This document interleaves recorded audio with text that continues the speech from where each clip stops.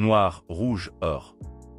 Nous connaissons tous la combinaison de ces trois couleurs comme étant le drapeau de l'Allemagne.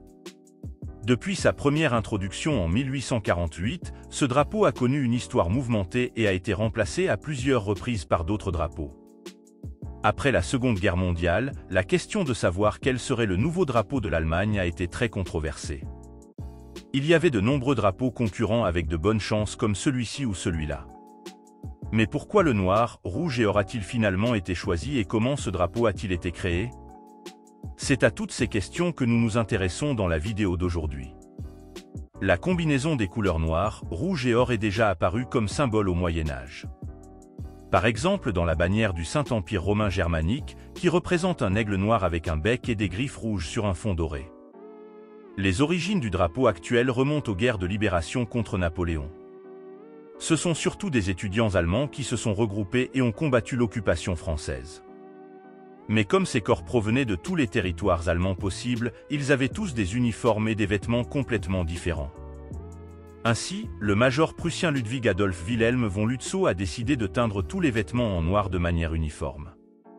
Les boutons étaient généralement de couleur laiton doré. De plus, les revers au bas des manches de la tunique étaient teints en rouge, la légende voulant également qu'ils aient été teintés en rouge par le sang versé lors des batailles.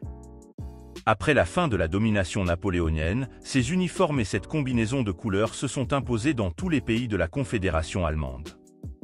En 1848, la Diète fédérale de la Confédération allemande adopta officiellement ces couleurs et le drapeau officiel fut créé, dans lequel les trois couleurs sont superposées horizontalement.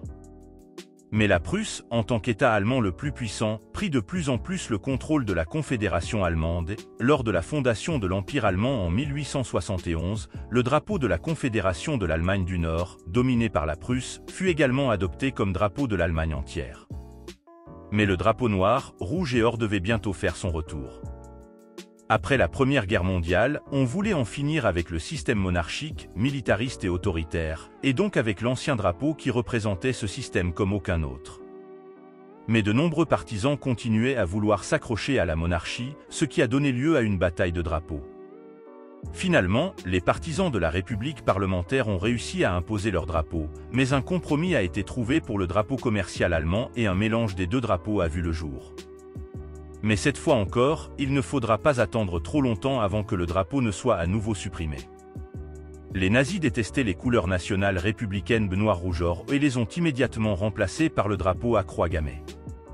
Mais celui-ci ne devait pas durer trop longtemps. Les Alliés ont interdit tout symbole rappelant le drapeau à croix gammée. Mais ce n'est pas tout, ils interdirent également tous les autres drapeaux nationaux précédents, et donc aussi le drapeau noir, rouge et or. Immédiatement après la guerre, le drapeau suivant a été utilisé. Les couleurs bleu, blanc et rouge représentent les couleurs nationales des quatre alliés. Ce n'est qu'en 1948 que les partis ouest-allemands se sont réunis à Ehrenscheiße pour créer un nouveau symbole national allemand. Le SDP s'engagea pour la réintroduction de l'ancien drapeau noir, rouge et or. Le groupe parlementaire CDU-CSU, en particulier, plaidait pour l'introduction du drapeau d'Yves en croix, utilisé par les résistants allemands.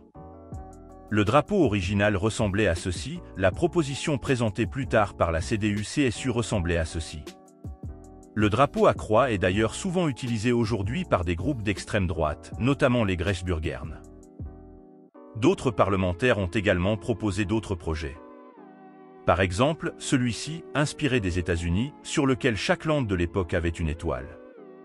Mais aussi le drapeau tricolore orienté verticalement, sur le modèle de la France.